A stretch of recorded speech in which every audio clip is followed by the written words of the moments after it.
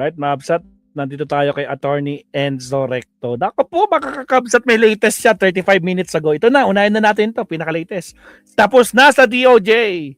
Pinasa na sa Ombudsman. Villanueva, posible ng kasuhan at makulong. Di matatagalan. Lakata Villanueva. Diyos ko Lord, ako po, palagas na ng palagas. Technique Kitchen Appliance. Again guys, nako po, Diyos ko Lord, Rudy, wala na. Palagas sila ng palagas. Again, sa mga bagong pasok, huwag kalimutan mag-like and subscribe, Mabsat. Alright, pasok. 8 minutes lang to, Mabsat. Oh, walang iyakan, mga garapata. Nako po. Oh, shoutout sa mga bagong pasok. Ryan Quinese. Nako, tumatawa na siya. Gumanti ka na. Pero malaki ang posibilidad niyan, ang recommendation niyan ay i-file yung kaso sa Sandigan Bayan. Magiging mabilis na yan sa part ng... Ay, ano nangyari sa signal natin? Ay, Diyos ko Lord Rudy. Nagbayad naman tayo ng internet. Anong nangyari? Dali lang. Nagluloko yung ating internet ha. Anong nangyari? Okay, Camila ba? Wait lang. Oh, okay naman yung internet. Sabi niya, strong. Isa pa.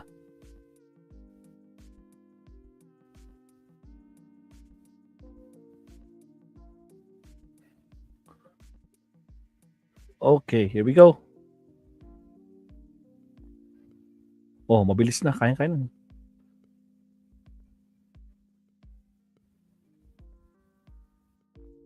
Pero malaki ang posibilidad niyan, ang recommendation niyan ay i-file yung kaso sa Sandigan Bayan. Magiging mabilis na yan sa part ng Ombudsman kasi hindi na sila magkakandak ng preliminary investigation. Kasi nagkandak na ng preliminary investigation ang DOJ. Pag-aaralan na lang ng Ombudsman kung i-adapt nila yung recommendation ng DOJ o hindi. Pero wala nang preliminary investigation na gagawin ng Ombudsman. Tapos na. Bakit? Dineputize na nila yung DOJ. Kaya nga natagalan sa DOJ kasi preliminary investigation na ang ginawa doon. Binigyan ng pagkakataon o due process si Villanueva na sumagot, counter affidavits. Sumagot na siya. Tapos pinag-aralan na ng DOJ yung complaint affidavit at saka yung counter affidavit. May desisyon na ngayon ang DOJ. Wala nang maraming palituyin pa. Diretso sa punto na. Ano na ba si Sir Leonardo? Lang ang komentaryo, Sir Tony, pero hindi na ba? diretso sa punto. Wala pa. Maraming kuro-kuro. May tiwali, may totoo. Dito, sa puntong diretso tayo. Sabi ni Joan, sa wakas. Punto, diretso. Shout out Lucy San Ramon. Sa wakas. O mga kabunyog, tapos na ang kaso ni Tapos na ang kaso ni Joel Villanueva sa DOJ. Aray. Ano yan Ang nag-announce niyan ay ang mismong tagapagsalita ng Department of Justice. Sino ba 'yon? Yusek ba 'yon? Martinez. Ang in-announce niya, sabi niya, may na sila, recommendation na sila, tapos na ang kanilang preliminary investigation.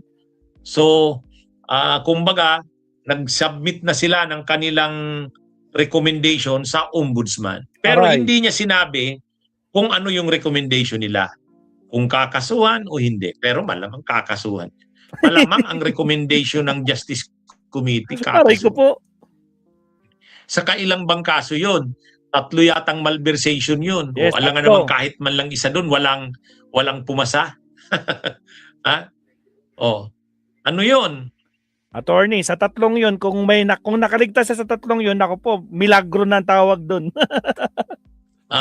Malversation.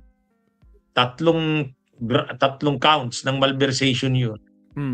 Kaya sabi ng isa lang tagapagsalita pumasok dyan. ng DOJ, tapos na yung preliminary investigation sa part ni Villanueva at mayroon na silang recommendation, pinadala na nila sa Ombudsman.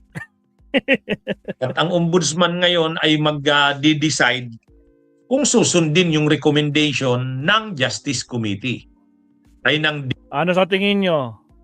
Tandaan nyo, may sinabi si Rimulya, mga kabsat, kay Tito Sen noon, ha?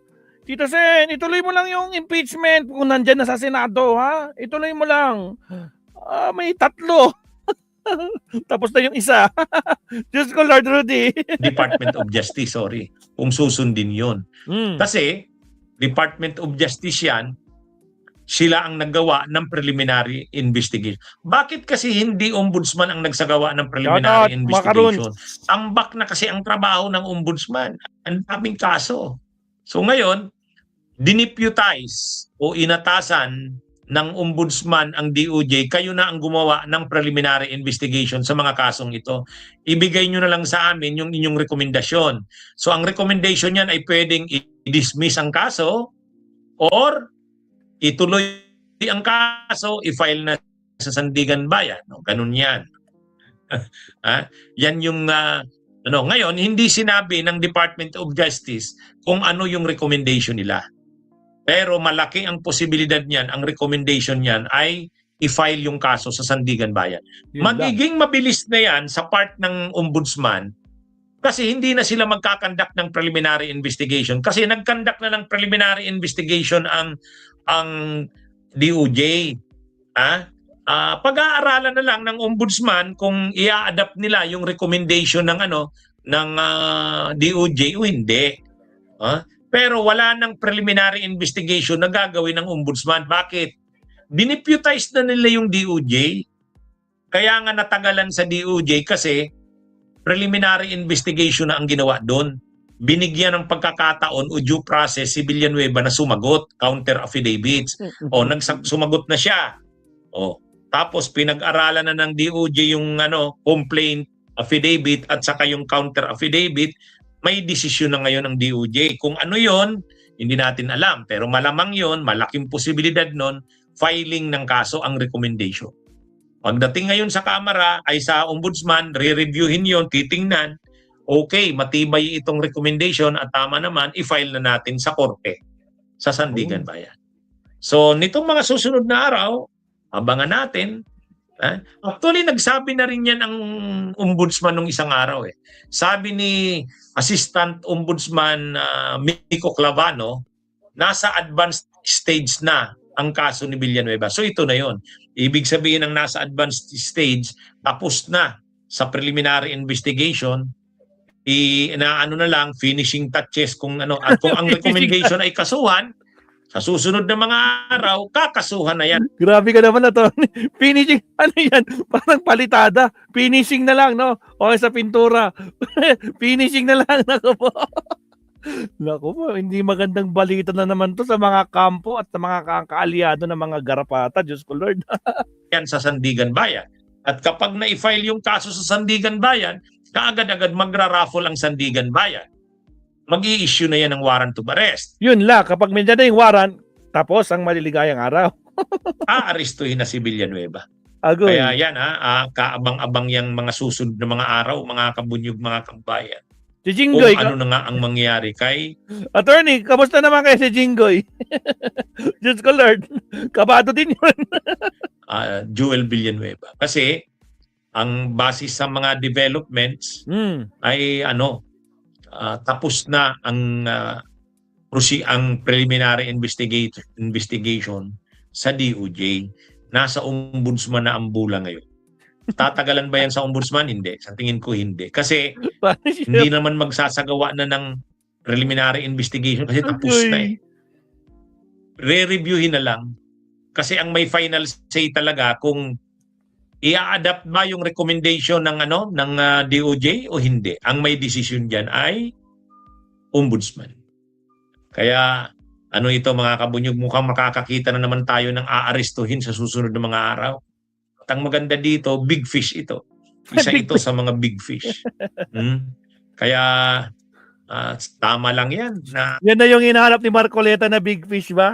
Bakit hindi ba big fish attorney si Agimat? Diyos ko Lord. Dapat naman talaga may maaresto ng mga malalaking isda. Kasi ang nangyari, si Diskaya lang sa kasi Bong Revilla. Pagkatapos nila, wala nang kasunod. So itong kay Villanueva, sana kasunod na ito. Kulong. Kasunod na ito. Kasi actually noon pa yan sinasabing makakasuhan si Kaya Villanueva, nga, December 15 may pa issue na sinabi. ito ng warrant of arrest. Ngayon hindi pa rin eh. Pero yun na nga, sabi ng ombudsman, nasa advanced stage na ang kaso ni Villanueva. Ano na yan? May desisyon na actually ang DOJ.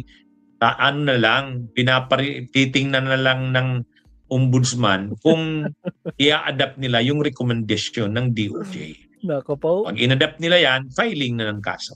Ay, Okay. maayos yan. Wag ka Abangan magkalala, natin, Macaron. abangan natin, mga kabunyog, mga kababayan. Sure ball yan. Macaron. Siguro, si Boying yan eh. Diyos ko Lord, kabahan na sila. Diyos ko Lord, ako po. Paano na yan mga garapat? Huwag kayo malungkot. Weather lang yan. Diba? Huwag na paktay talaga pidandan. Sinabi mo pa. Diyos ko Lord. Ay, lako. Siya, silip pa tayo ng isa kay attorney. Kasi attorney ko lang, yung mga below 10 minutes eh. Okay na rin below 10 minutes. Uy, sino to?